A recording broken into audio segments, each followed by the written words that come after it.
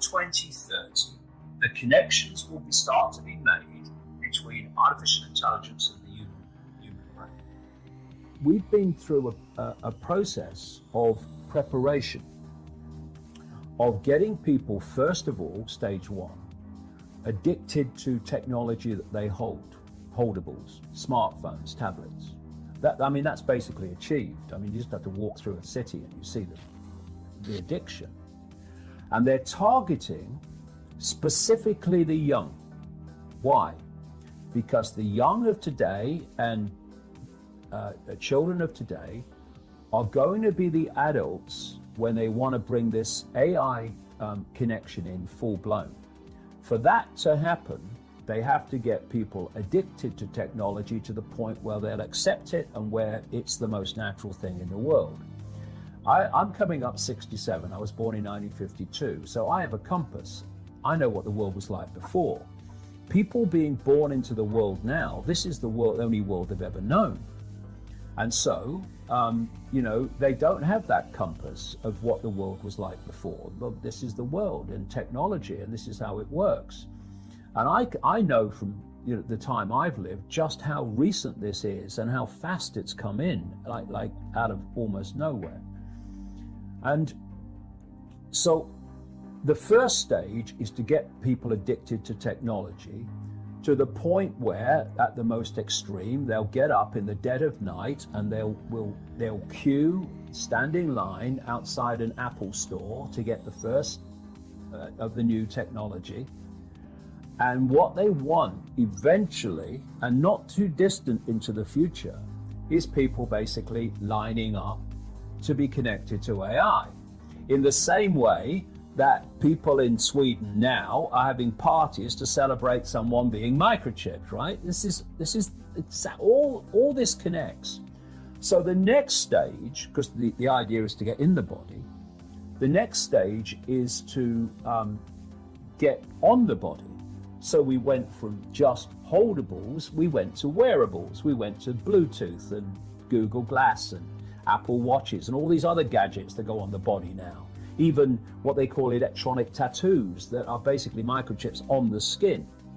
And the next stage is to go in the body, which is already starting in places like Sweden.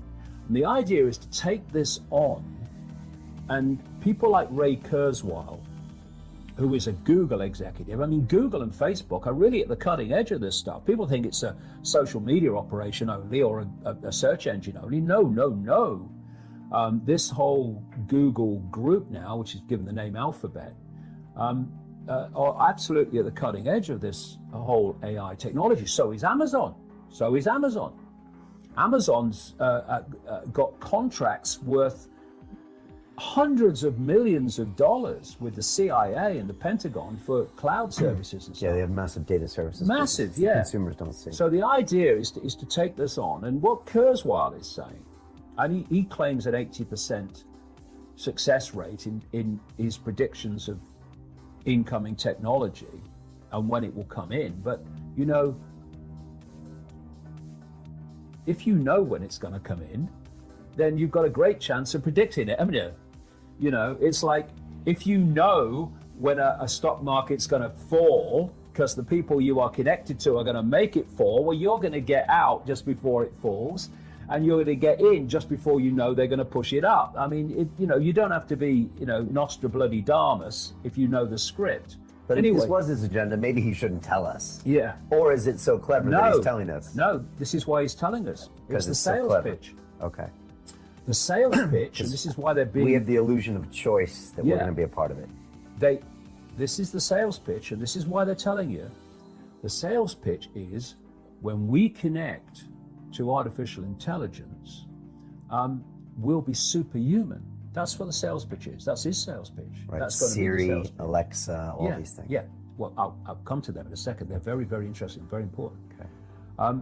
So what you've got is the idea that connect to AI and you'll become superhuman intelligent. No, you'll become subhuman intelligent. You'll become a vehicle for artificial intelligence. And whoever controls artificial intelligence will control every the perceptions of every mind that it's connected to. And that's the sales pitch, but then that's the reality of what it really means. Now, if you're going to make a physical connection with AI, you're not going to do that on a mass scale until you've made a psychological connection. And there is a process, a psychological process, which is known as preemptive programming. Preemptive programming is this. You're going to usher in a world that is so different, so dramatically different to what anyone's been used to, that you're going to have an obvious resistance purely by the chasm of difference between the world people are used to and the world you're taking them into. A resistance that says, hold on a minute, you want to do what? What? So you prepare them for it through preemptive programming. You put out a stream of movies out of elite-controlled Hollywood. You put out television programs, you put out books, you put out all these things that basically portray the world you want to take people into. This is why you've seen so many movies about control by robots, control by technology, of synthetic humans, which has the transgender agenda very much a part of it, connected to it. You have the synthetic humans, consciousness going into synthetic humans. You have the dystopian society being portrayed and portrayed and portrayed. And what that's doing, it's making the subconscious, to an extent the conscious mind, familiar with the world you want to usher in. So when you literally start to bring it in, there's not that chasm that there would have been before. There is almost a familiarity with it because you prepared people by portraying it over and over again in movies. And another part of this psychological connection with artificial intelligence, so we'll accept the outcome that I've talked about, is these Alexas and these Echoes and these so-called office assistants or personal assistants. Because people, I've met people who've got one in every room. And you start to interact with them as if they're human. And now they're bringing in internet-connected toys for kids, even little kids, and Barbie dolls that they can actually have conversations with artificial intelligence. They're now bringing in these robots that are these synthetic robots that are looking more and more like humans. A lot of them coming in from the East. And this is a whole psychological process of familiarizing us with artificial intelligence, to getting people to interact with it until it becomes the most natural thing in the world. Well, is this a positive thing? What if it makes us live better lives? Could it be? Well, if you want to use artificial intelligence to make things happen in a more efficient way, well, there's an argument for that.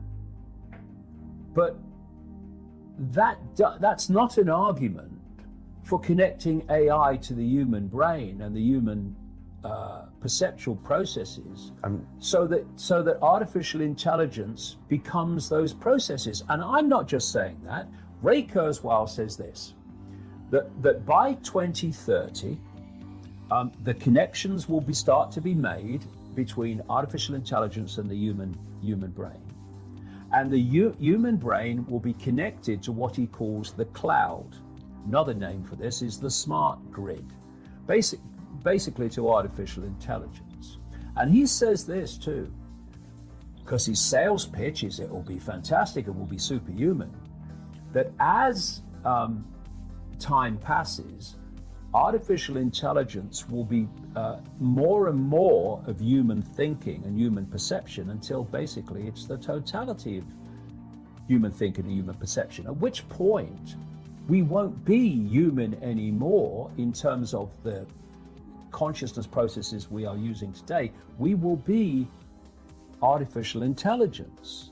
And this is the assimilation I'm talking about. And the point is that